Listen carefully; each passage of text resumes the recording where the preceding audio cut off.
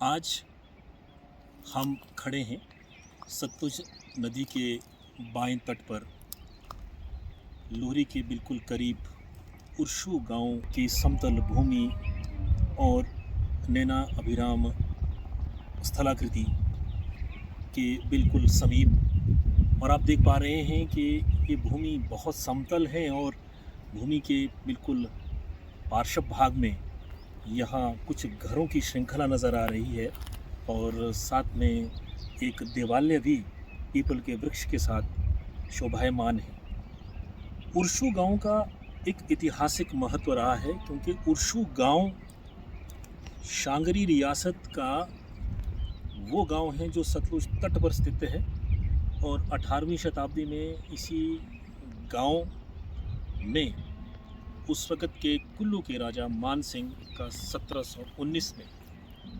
यहाँ पर कुमारसन और बुशहर की सेनाओं ने उनका वध किया। और उस संदर्भ में शांगरी क्षेत्र में एक लोकगीत भी प्रचलित है, एक मामला श्री कुटे दूजा मामला नागे तीजा मामला मारे पा उर्शु पाग। ये उर्शु का वही क्षेत्र है जहाँ पर के मान सिंह का देहांत हुआ।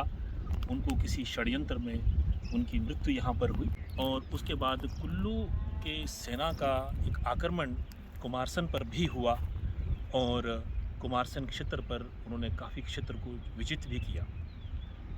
बात विशेष रूप से इस प्रकरण में हम कर रहे हैं वो है यहाँ के देवालय, क्योंकि ये जो नदी यहाँ से एक सरिता बह रही है जो किंगल खट के नाम से प्रसिद्ध है और इसका संगम लोहरी में होता है। और इस खट के बाम तट पे शांगरी का क्षेत्र था और इसके दाहिनी तरफ कुमारसन का क्षेत्र था और ये किंगल खट जो है वो दोनों रियासतों के बीच में एक सीमा का कार्य करती थी।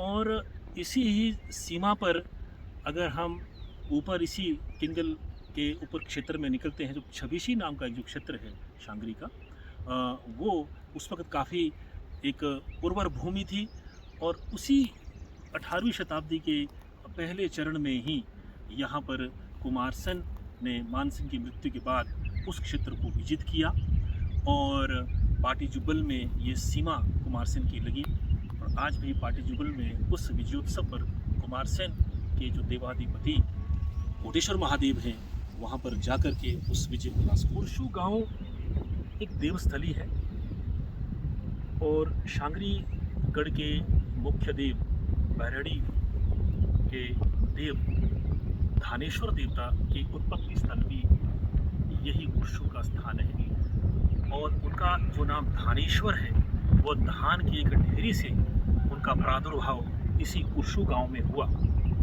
और यहीं पर उर्शु में धानेश्वर देवता जो बैरड़ी गांव में प्रतिष्ठित है, उन्हीं के ही एक अधीनस्थ देव झेला का एक पहाड़ी शैली का मंदिर यहाँ पर बना हुआ है।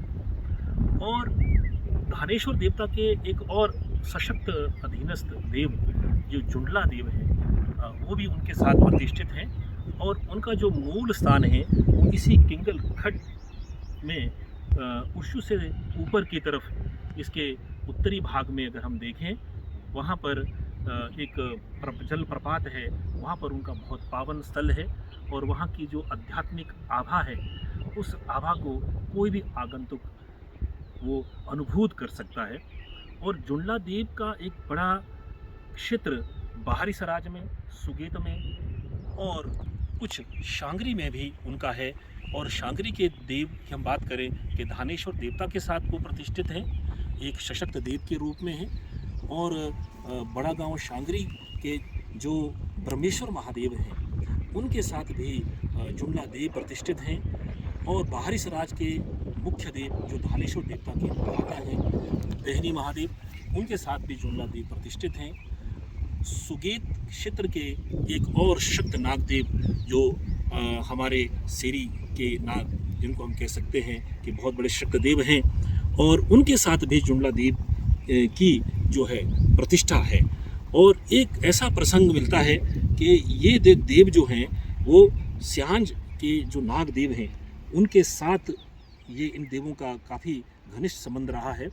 और जो सिरी में जो मंदिर नाग देवता का है, और वहाँ पर पहले वो स्थान जो है जिसको दमुनी नाग भी कहते हैं, सिरी नाग को, वो धामन से आए, बंजार क्षेत्र से आए, धामन क्षेत्र से, और यहाँ दमुनी के नाम से प्रतिष्ठित हुए। और बहनी महादेव के साथ बड़ा कड़ा संघर्ष हुआ, और उस संघर्ष में विजय दमुनी नाग की हुई। और दमुनी नाग के पास ये जुंडला देव बहुत शक्त देव थे, और उन्होंने उस विजय में बहुत बड़ा साथ दिया। और अंत में जाकर बहनी महादेव ने जुंडला महादेव को अपना वजीर घोषित करके अपने साथ उनको बेहना में प्रतिष्ठित किया। तो आज बहनी महादेव के साथ भी जुंडला महादेव वर्षा के बहुत शक्त देव के रूप में प्रतिष्ठित है। और उनका जो मूल स्थान है, जो उनकी भारता में कहा गया है, वो इस किंगल खट के साथ एक जलप्रपात, ऊंचा जलप्रपात, लगभग 200 फुट की ऊंचाई से वो जल गिरता है किंगल खट का। वहीं पर जलप्रपात में उनका जो है निवास स्थान है। और इनको जड़ देवता भी कहते हैं। जड़ जो है वो जल का ही अपभ्रंश है। और अगर अनावृष्टि हो, कहीं अकाल की स्थिति बन गई हो, और इनके जो प्रतिनिधि गुर हैं उनको उनके माध्यम से जो है अर्चना लोग करते हैं, और तत्क्षण ही पूरे क्षेत्र में जो है वृष्टि जुंडला देव करते हैं। तो इसी तरह से जुंडला देव का जो संबंध है वह विशेष करके अगर बाहरी सराज के रघुपुरगढ़ में खुड़ीजल जी का भी बहुत बड़ा मंदिर वहाँ पर है। वहाँ पर भी एक सरोवर के साथ उनका संबंध जुड़ा हुआ है। और वहाँ पर भी अगर किसी तरह की अनावृष्टि की स्थिति बन जाती है, वहाँ पर भी जुंडला देव जो हैं वृष्टि करके लोगों को जो है वो अनुग्रहित करते हैं। बहरहाल उर्शु का जो संबंध है वो जहला देवता है, जो कि जुंडला के साथ ही उनके एक सहयोगी गण के रूप में है। और यहाँ पर भी जितने भी यहाँ पर किसान लोग हैं, हवा का ही देव माने जाते हैं। और अपने घर से अन्न का एक जो अंश है वो जहला देवता को देना पड़ता है। और जहला देव जो है वायु के जो हैं देव माने जाते हैं। अगर वो नाराज़ होते हैं, अगर उनकी कोई परंपरा भंग होती है, तो जहला देव जो है वो हवा को चलने से बंद कर देते हैं। इस तरह से उर्शु का जहाँ पर ऐतिहासिक महत्व है, उसके साथ साथ ही इस क्षेत्र की जो देव परंपरा है, इसमें जो धानेश्वर देव जो भैरड़ी में प्रतिष्ठित है, उनका प्राकट्य स्थल है। और इसके साथ साथ ही 18वीं शताब्दी के पहले चरण में मान सिंह राजा के साथ जो एक बहुत बड़ी घटना यहाँ घटी, और उनका यहाँ पर ही कुमारसेन और बुशहर की सेना के द्वारा जो यहाँ पर उनका अंत हुआ, वो घटना बहुत बड़ी है। और आज रियासती काल में ही ये उर्शु का जो क्षेत्र है वो कुमारसेन के हस्तगत हो गया था, उनके अधीन हो गया था। अन्यथा ये क्षेत्र शांगरीगढ़ के जो मुख्य हैं थानेश्वर देव है, उनके अधीन है। और आज भी कई लोक कथाओं में राजा मान सिंह के द्वारा कुमारसेन के क्षेत्र पर आक्रमण और उससे जुड़ी हुई कई कहानियाँ जो हैं वो प्रचलित हैं, और लोक कथाएं भी प्रचलित हैं। और जब मान सिंह जी का देहावसान हुआ, उस पर कुल्लू से बहुत बड़ी एक सेना यहाँ से आई, और यहाँ से खेकर के समाना जो सीधा श्रीकोट कुमारसेन के राजमहल तक पहुँचता था, सेना ने यहाँ पर रणभेरी भरी और कुमारसेन की तरफ उन्होंने कूच किया, और काफ़ी नुकसान जो है, काफ़ी हानि जो है कुमारसेन की हुई। इस तरह से ये उर्शु का क्षेत्र जो है वो राजा मान सिंह और देव धानेश्वर, देव जुंडला और देव जहला के लिए आज भी सांस्कृतिक परंपरा में इस क्षेत्र में अहम स्थान होता है।